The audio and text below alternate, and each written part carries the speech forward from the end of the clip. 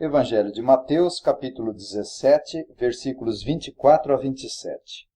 Tendo eles chegado a Cafarnaum, dirigiram-se a Pedro os que cobravam o imposto das 2 dracmas e perguntaram: Não paga o vosso mestre as 2 dracmas? Sim, respondeu ele. Ao entrar Pedro em casa, Jesus se lhe antecipou, dizendo: Simão, que te parece? De quem cobram os reis da terra impostos ou tributo? Dos seus filhos ou dos estranhos? Respondendo Pedro: Dos estranhos. Jesus lhe disse: Logo estão isentos os filhos. Mas para que não os escandalizemos, vai ao mar, lança o anzol, e o primeiro peixe que fisgar, tira-o, e abrindo-lhe a boca acharás um estáter. Toma-o e entrega-lhes por mim e por ti. Senhor nosso Deus, nosso Pai, Deus de misericórdia, Deus de graça, Deus de glória. Nós agradecemos por essa oportunidade, rogando as tuas bênçãos para o Espírito Santo, porque sem ele não há salvação, regeneração, chamado, justificação, adoção, perseverança, e por isso dependemos totalmente do Espírito, para que produza o efeito glorioso no coração dos ouvintes, a começar de mim. Nós oramos agradecidos por esse momento em nome de Jesus. Amém. Pagar impostos não é uma empreitada muito agradável, especialmente porque nesse país não vemos retorno por causa da corrupção. Será que devemos pagar impostos já que o governo é corrupto? Sim, porque na época de Jesus não era diferente. No capítulo 22, versículo 21, Jesus disse: Dai a César o que é de César, e a Deus o que é de Deus. Romanos 13, 7, Paulo diz: Pagai a todos o que lhes é devido. A quem tributo, tributo. A quem imposto, imposto. A quem respeito, respeito. A quem honra, honra. Por pior que seja o governo, é melhor do que não ter governo. Como no tempo dos juízes, onde não haviam reis para governar e cada um fazia o que lhes parecia melhor. E por causa disso, o caos se estabeleceu. E esse texto trata exatamente disso. Somente Mateus registra esse episódio. E isso é fácil de explicar porque ele era cobrador de impostos e mais interessado nessas relevantes questões tributárias. Vamos considerar essa porção da palavra de Deus e o tema, nós vamos pegar o diálogo de Jesus com Pedro aqui no versículo 25. Que te parece? E essa pergunta referente àquela época se refere à nossa época também. Em primeiro lugar, com base nos versículos 24, nós temos a cobrança. Em segundo lugar, com base nos versículos 25 e 26, um princípio estabelecido por Jesus acerca desse assunto.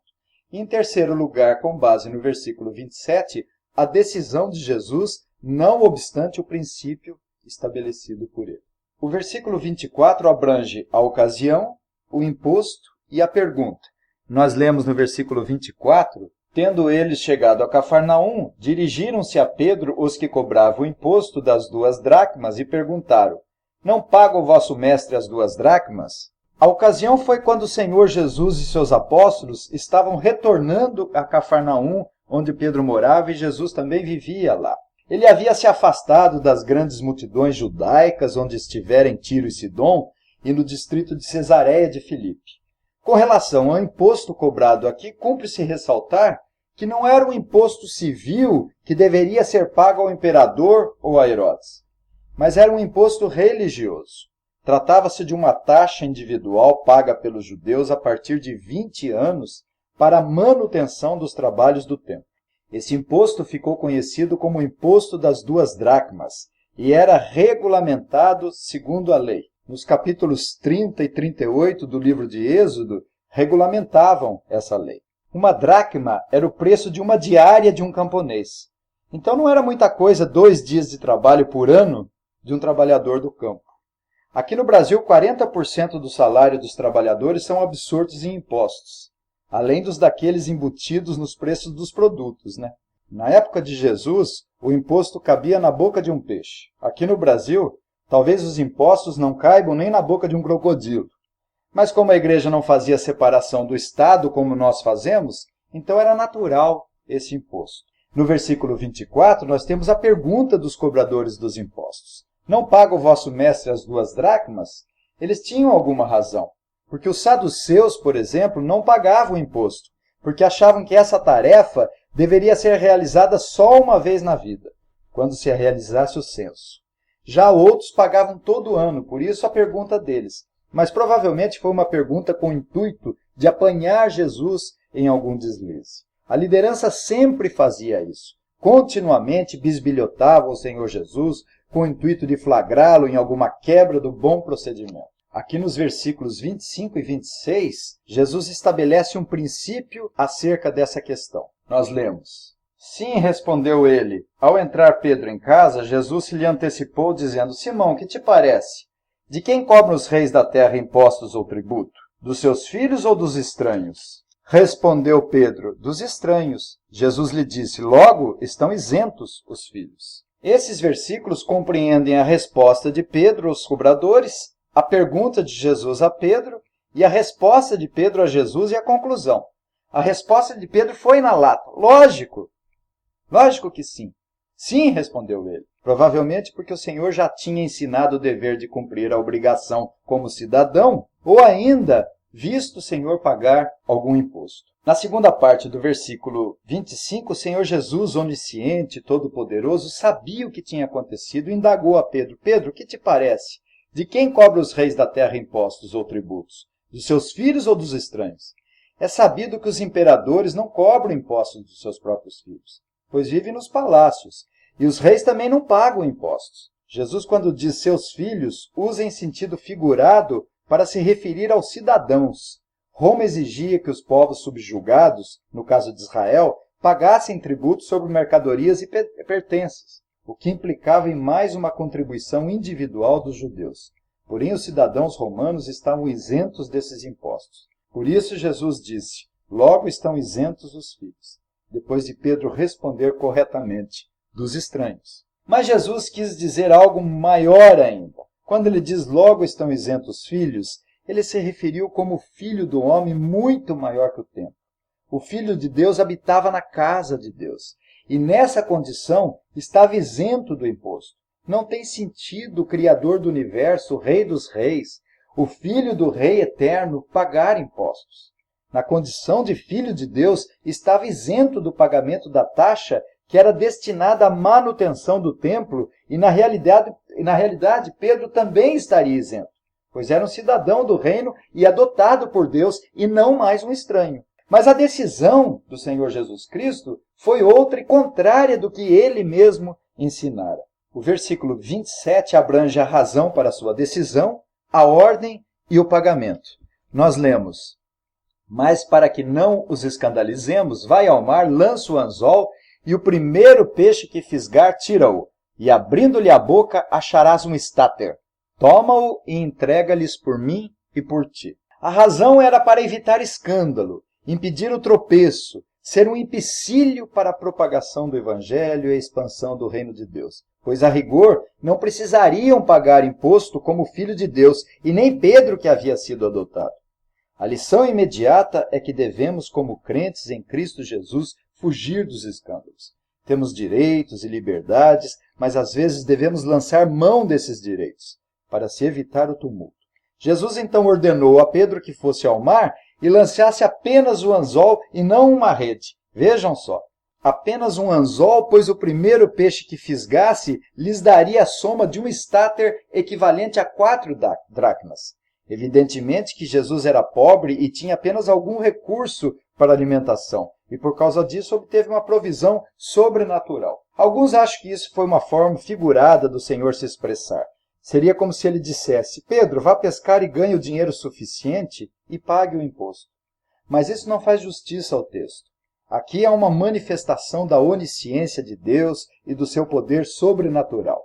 Ele governa todas as coisas, ele sabia que o peixe tinha engolido uma moeda brilhante. Os peixes fazem isso mesmo. Existem iscas de plásticos brilhosas. E o próprio Senhor Jesus conduziu milagrosamente o peixe a comer a moeda e a morder o anzol. Os cabelos da nossa cabeça estão contados. Não cai um passarinho do céu se não for da vontade do Senhor. Ele controla todas as coisas no seu universo criado. Ele sustenta todas as coisas pela palavra do seu poder. Finalmente o Senhor Jesus disse: Toma-o e entrega-lhes por mim e por ti.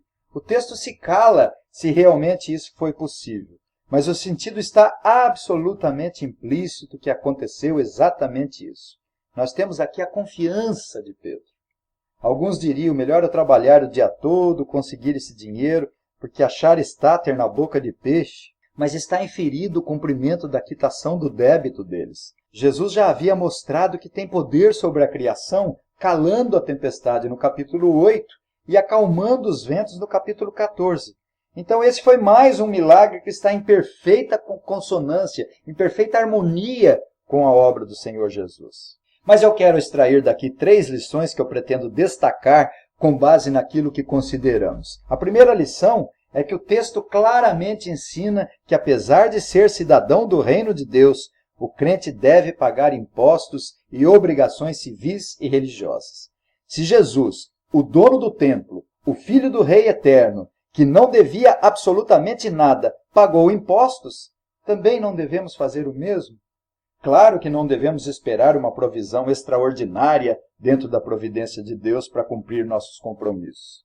Não devemos aplicar esse texto e sair por aí pescando e procurando real em boca de peixe. O Senhor supre as nossas necessidades na justa medida. Se confiarmos nele dentro da providência, através do nosso trabalho, ele preencherá as nossas necessidades para arcarmos com os impostos, tributos, manutenção do culto e a promoção do reino de Deus.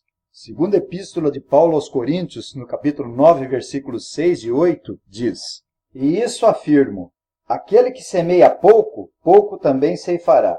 E o que semeia com fartura, com abundância também ceifará. Cada um contribua segundo tiver proposto no coração, não com tristeza ou por necessidade, porque Deus ama a quem dá com alegria. Deus pode fazer-vos abundar em toda a graça, a fim de que, tendo sempre em tudo ampla suficiência, superabundeis em toda boa obra. Em segundo lugar, o crente deve, de todas as formas, evitar os escândalos. Deve fugir de ser pedra de tropeço, ainda que precise para isso sofrer o dano e ter prejuízo. Muitas vezes é melhor não usarmos de uma liberdade ou de um direito legítimo, se for causar escândalo. Deus nos recompensará, se não aqui, na outra vida, especialmente entre irmãos. Romanos 15, de 1 a 3, Paulo diz: Ora, nós que somos fortes, devemos suportar as debilidades dos fracos e não agradar-nos a nós mesmos. Portanto, cada um de nós agrade ao próximo no que é bom para a edificação. Porque também Cristo não se agradou a si mesmo, antes, como está escrito, as injúrias dos que te ultrajavam caíram sobre mim. E, finalmente, em terceiro lugar, os atributos divinos de Jesus acabam transparecendo mesmo no estado de humilhação. A sua glória estava como que eclipsada, ofuscada. No Monte da Transfiguração, o seu rosto brilhou e traspassou as suas vestes, que se tornou branca. Aqui mesmo, no seu estado de humilhação. Ele é o agente da criação, pois tudo foi criado por meio dele e para ele. E na obra da providência, ele sustenta todas as coisas pela palavra do seu poder. Temos um Deus onisciente, onipotente, que tudo vê e tudo perscruta. No versículo 25, quando Pedro chegou em casa, ele já sabia de tudo. E no versículo 27, ele sabia qual o peixe que havia engolido a moeda e o conduziria ao anzol. Hebreus diz, e não há criatura que não seja manifesta na sua presença. Pelo contrário, todas as coisas estão descobertas e patentes aos olhos daquele a quem temos de prestar contas. No Salmo capítulo 8, versículos 6 a 8, desce-lhe domínio sobre as obras da tua mão, e sob seus pés tudo lhe puseste, ovelhas e bois todos, e também os animais do campo, as aves do céu e os peixes do mar, e tudo o que percorre as sendas dos mares. Que bênção acreditar, ter, confiar nesse Deus Todo-Poderoso, no Senhor Jesus Cristo, a quem constituiu o herdeiro de tudo, por quem também fez o universo. Que o Senhor nos abençoe. Amém.